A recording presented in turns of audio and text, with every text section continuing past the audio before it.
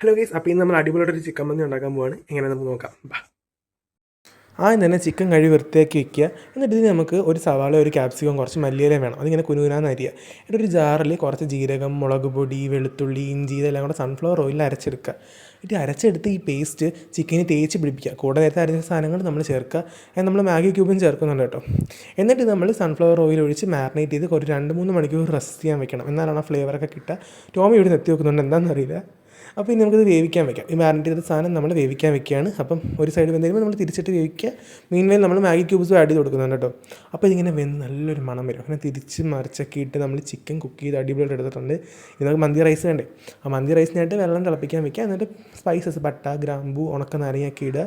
എന്നിട്ട് നമ്മൾ അരി ഇടുക. അരി നമ്മൾ ഉപയോഗിക്കുന്ന സെല്ല ബസ്മതി റൈസാണ് കേട്ടോ.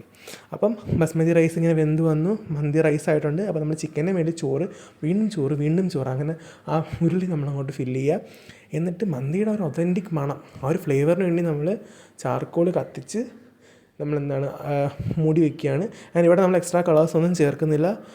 റെഡ് ഫുഡ് കളറൊക്കെ നിങ്ങൾക്ക് ഉപയോഗിക്കാം, പക്ഷെ ഇവിടെ നമ്മളൊന്നും ഉപയോഗിക്കുന്നില്ല. അങ്ങനെ നമ്മൾ ആവി വെച്ച് വേവിച്ചെടുക്കുക. ശരിക്കും പറഞ്ഞാൽ ഗൈസ് നല്ല ടേസ്റ്റ് ഉണ്ടായിരുന്നു കേട്ടോ. ഈ മണസ് നമ്മൾ വീട്ടിൽ തന്നെ ഉണ്ടാക്കിയതാണ്. സോ നല്ല ടേസ്റ്റായിരുന്നു, ഒട്ടും പ്രതീക്ഷിച്ചില്ല. ഞങ്ങൾ വീട്ടിൽ ഉണ്ടാക്കി നോക്കിയിട്ടുണ്ടെങ്കിലും എത്രയും നന്നായിട്ട് വന്നത് ഇത് ആദ്യമായിട്ടാണ്. അപ്പോൾ നിങ്ങളെല്ലാവരും ട്രൈ ചെയ്ത് നോക്കുക. ഇനി പുതിയ വീഡിയോ ഒക്കെ ആയിട്ട് വീണ്ടും വരാം. അതുവരെ ലൈക്ക് ചെയ്യുക, ഷെയർ ചെയ്യുക, സബ്സ്ക്രൈബ് ചെയ്യുക. Bye guys.